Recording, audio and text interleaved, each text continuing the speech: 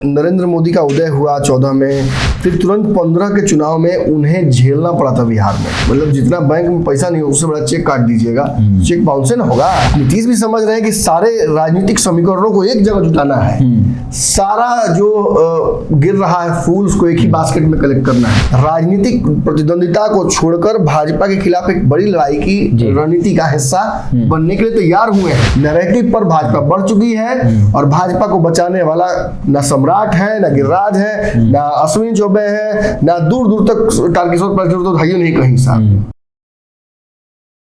Game बड़ा है कि इस खास पेशकश में आप सभी का बहुत बहुत स्वागत है। क्या भाजपा को अपने अड़ियल रवैये के कारण उसका अंजाम भुगतना होगा? क्या उसके जो घमंडी रवैया है उसको लेकर बिहार से अगर इसकी शुरुआत करें तो यहां पर उनकी हालत खराब होने वाली है। जो विश्लेषण है उसके आधार पर ये बातें निकल कर आएंगी कि 15 सीट भी भाजपा नहीं जीत पाएगी। इसके पीछे क्या वो वजह है, क्या वो तर्क है, क्यों कहा जा रहा है कि भाजपा जो है वो घमंडी रवैया अपना रही है और इसके परिणाम अच्छे नहीं होंगे? इन्हीं तमाम सवालों के इर्द गिर्द विश्लेषण होगा। हमारे साथ हमारे संवादक डॉक्टर मनोज मिश्रा हैं। आप किस आधार पर ये कह रहे हैं कि भाजपा जो है वो घमंडी वाला रवैया अपना रही है, जो पार्टियां उनसे जुड़ना चाह रही हैं उनको भाव नहीं दे रही है और इस वजह से जो समीकरण बिहार में है वो साधने में भाजपा सफल हो जाएगी? भाजपा सफल नहीं होगी। भाजपा इस जो रणनीति है भाजपा की वर्तमान, इसमें भाजपा के विफल होने के चांसेस ज्यादा है। ये देखिए, मैं बहुत कॉन्फिडेंस से बोल रहा हूँ। जिस तरीके से नरेंद्र मोदी का उदय हुआ 14 में, फिर तुरंत 15 के चुनाव में उन्हें झेलना पड़ा था बिहार में, और उसका कारण था कि भाजपा का रवैया जो था बिहार में वो काफी मतलब अग्रेसिव था। अग्रेसिव होना गलत बात नहीं है, लेकिन अपने औकात से अधिक, मतलब जितना बैंक में पैसा नहीं हो उससे बड़ा चेक काट दीजिएगा, चेक बाउंस ना होगा। जो ह्यूमिलेशन होगा, जो कानूनी प्रक्रिया होगी वो तो अलग होगी।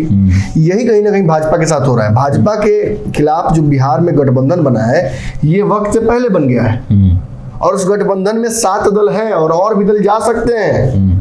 मुकेश सहनी, चिराग पासवान, ये वो दल है, आरसीपी सिंह, वो समीकरण के हिस्सा बन सकते हैं उसमें। और इसमें भाजपा को नुकसान हो सकता है। नीतीश कुमार सर चिराग पासवान से बढ़िया रिश्ता नहीं, फिर किसी त्यागी को बोलते हैं कि उनको बुलाइए। अरे इतने कड़वाहट होने के बावजूद हमसे आपका लड़ाई तो हम नहीं बोलेंगे, ढेर से बुलवा देंगे। नीतीश भी समझ रहे हैं कि सारे राजनीतिक समीकरणों को एक जगह जुटाना है, सारा जो गिर रहा है फूल उसको एक ही बास्केट में कलेक्ट करना है, डिस्पाइट द फैक्ट कि कौन लाल है, कौन काला है, कौन पीला है। ये कास्केडिंग इफेक्ट है और इसे नीतीश कुमार अच्छे से समझते हैं और इसीलिए वो राजनीतिक प्रतिद्वंदिता को छोड़कर भाजपा के खिलाफ एक बड़ी लड़ाई की रणनीति का हिस्सा बनने के लिए तैयार हुए हैं। और यहाँ एक बात जरा समझनी होगी कि भाजपा किन रणनीतियों पर काम कर चुकी है पूर्व में और कैसे बिखर चुकी है। देखिए 2015 में भाजपा ने सोचा कि वो प्रॉक्सी वॉर करेगी, वो छोटे छोटे दलों को छोड़ देगी मार्केट में और वो वोट काटेंगे और उससे क्या होगा कि महागठबंधन का वोट कट जाएगा। अगर उन दलों ने वोट काटा भी होगा तो उसका बहुत बड़ा नुकसान नहीं हुआ। क्यों? क्योंकि MY समीकरण लालू यादव के साथ, लवकुश समीकरण नीतीश कुमार के साथ, महिलाएं नीतीश कुमार के साथ, दलित पिछड़ा नीतीश कुमार के साथ, और इतना करने के बावजूद भी भाजपा 2014 में प्रचंडता से केंद्र में आती है और बिहार में औंधे मुंह गिर जाती है। भाजपा यादवों को अपने पाले में करने की कोशिश करती है, महागठबंधन के वोट बैंक को तोड़ने की कोशिश करती है, कुछ सी में सफल नहीं होती है। कांग्रेस, लालू और नीतीश के एक हो जाने की वजह से भाजपा बिहार में सबसे बुरा प्रदर्शन अब तक का करती है। तो आपको तो समझ में आ गया कि मतलब भाजपा कहाँ गड़बड़ाई। अब भाजपा उसके बाद से बार बार नीतीश कुमार के आने के बावजूद भाजपा के कुछ नेता कहते थे अरे नीतीश कुमार को क्यों बनाते हैं, अपना बनाइए ना। भाजपा के नेतृत्वकर्ता जो दूध से जले थे वो छाछ भी फूक फूक कर पी रहे थे अब तक। वो नीतीश कुमार को मुख्यमंत्री इसलिए नहीं बना रहे थे क्योंकि नीतीश कुमार बहुत ताकतवर है बोलते थे। उन्हें पता था कि नीतीश को बनाने से हमारी गारंटी हो जाती है कि सरकार से हम बाहर नहीं होंगे। इस बार भी 2020 के चुनाव के बाद नीतीश कुमार को कम विधायक आने के बाद मुख्यमंत्री बनने का कारण क्या था? भाजपा को यह बात पता था कि नीतीश जब चाहेंगे जाके तेजस्वी के साथ सरकार बना लेंगे, हम किसके साथ बनाएंगे? और अगर नीतीश हमसे अलग होते हैं तो हमारा 100 रखा रह जाएगा विधायक, वो 30 ही ले जाकर वहां सरकार बना लेंगे और हम राज्य साथ नहीं जाएंगे ना। तो ये जो इनसिक्योरिटी भाजपा की थी ये पूरी तरीके से भाजपा पर हावी थी। और नीतीश कुमार जब भाजपा से अलग हुए तो ये नैरेटिव उस समय दिया गया कि भाई नीतीश कुमार तो अब अपना राष्ट्रीय स्तर पर जो ओबीसी का वोट बैंक है उसको एकजुट कर लेंगे। तो भाजपा ने कहा ठीक है, हम भी अब 2015 वाली भाजपा नहीं है। मैं भी बार बार ये बात कहता रहा हूँ, 2015 वाली भाजपा नहीं है। वो जातीय समीकरणों को समझना सीख गई है।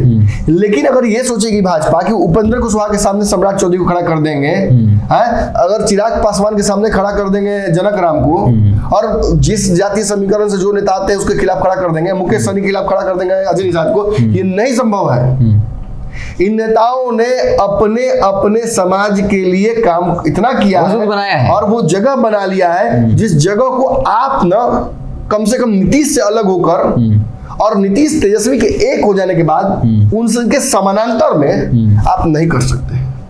बिहार में महागठबंधन में 7 दल हैं, 7 दलों के समीकरण को जोड़ने पर 45-50% के ऊपर हो जाता है वोट बैंक। और इसमें अगर मुकेश सहनी को जोड़ दीजिए, चिराग पासवान को जोड़ दीजिए, तो out of the contest Bhajpa, कहीं कोई कंपटीशन रहेगा ही दूर दूर तक लड़ाई में भाजपा नहीं रहेगी। और अगर लोकसभा विधानसभा चुनाव की जो प्रक्रियाएं अलग अलग होती हैं उस आधार पर बात करें तो इस बार इनकम्बेंसी भी लागू होने वाली है मोदी के खिलाफ तगड़ी। बिल्कुल। और अगर मोदी जी ये बात समझ रहे हैं तो निश्चित तौर पर वो थोड़ा इन परिस्थितियों को डिफरेंटली हैंडल करेंगे। लेकिन मुझे लगता है कि शायद मोदी जी समझ रहे हैं कि नहीं समझ रहे हैं, अमित शाह ओवर एस्टिमेट कर रहे हैं अपने आप को इस बार। और उस ओवर एस्टिमेशन में फिर 2015 वाली मुझे गलतियां नजर आने लगी हैं। खासतौर पर देखिए, जैसे चिराग पासवान है, चिराग पासवान बहुत सारी शर्तें रखकर गए थे।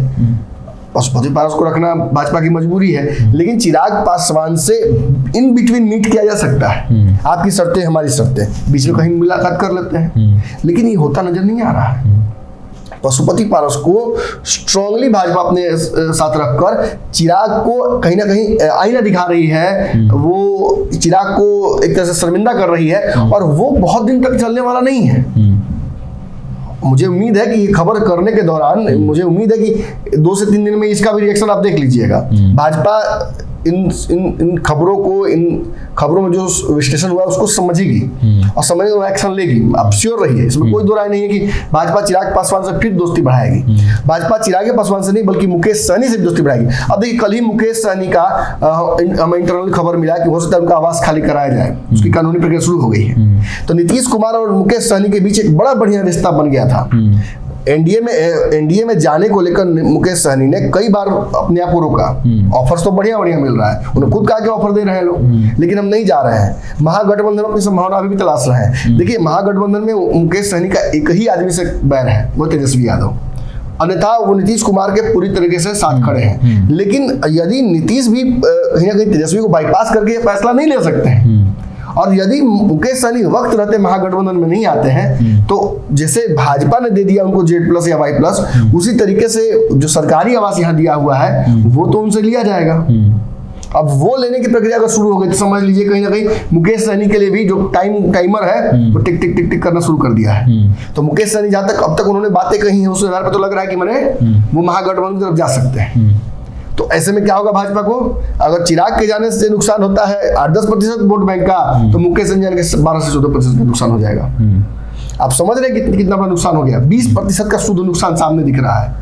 ये खाली भाजपा के रवैये की वजह से। देखिए, ये स्पष्ट है, ये अच्छी बात है कि भाजपा नीतीश कुमार से इतना जल चुकी है कि वो चाहती ही नहीं है कि अब कोई भी नेता या कोई भी पार्टी को वो अपने माथे पर बिठाकर पीठ पर बैगेज बनाकर घूमते रहे और उसके दबाव में, उसके प्रेशर पॉलिटिक्स में पड़ी रहे। लेकिन भाजपा अगर ये सोचती है कि केवल पशुपति पारस को और पृथ्वी माली को लेकर चुनाव उतर जाएंगे, आज चुनाव जीत जाएंगे, तो ये भी असंभव है। भाजपा को RCP सिंह को, मुकेश सहनी को, चिराग पासवान को, पृथ्वी माली को, RCP सिंह को, उपेंद्र कुशवाहा को, सबको साथ लेना होगा। ये दल अगर आज किसी गठबंधन में नहीं है तो ये भाजपा के अच्छी किस्मत का नतीजा है और कुछ नहीं। ये कहा ब्लेसिंग डिस्गाइज, ये भाजपा के लिए मैंने बुरे वक्त में एक अच्छा अवसर जैसा है। और अगर भाजपा का शीर्ष नेतृत्व करता बहुत ज्यादा एडमेंट रहता कि नहीं हम समझौता नहीं करेंगे, हम इनसे ये नहीं मानेंगे, उनकी शर्तें नहीं मानेंगे, तो आप मान कर चलिए कि 15 वाली स्थिति में 15 वाले नैरेटिव पर भाजपा बढ़ चुकी है। और भाजपा को बचाने वाला ना सम्राट है, ना गिरिराज है, ना अश्विनी चौबे है, ना दूर दूर तक तारकिशोर प्रसाद तो है ही नहीं कहीं साहब। सामने। तो ऐसी स्थिति में कहीं ना कहीं भाजपा अपने ही माइंड गेम का खुद ही विक्टिम मत बन जाए, ये मुझे नैरेटिव बहुत दिख रहा है। हालांकि मैं आपको स्पष्ट कर रहा हूं कि एक हफ्ते के अंदर में आप देखिएगा कोई बड़ा फैसला भाजपा लेगी, एक मंच तैयार करने की कोशिश की जा रही है और इंतजार किया जा रहा है कि नीतीश कुमार के कुनबे में भगदड़ कब मचेगी। यहाँ भी तो वोटों का बंटवारा होना है।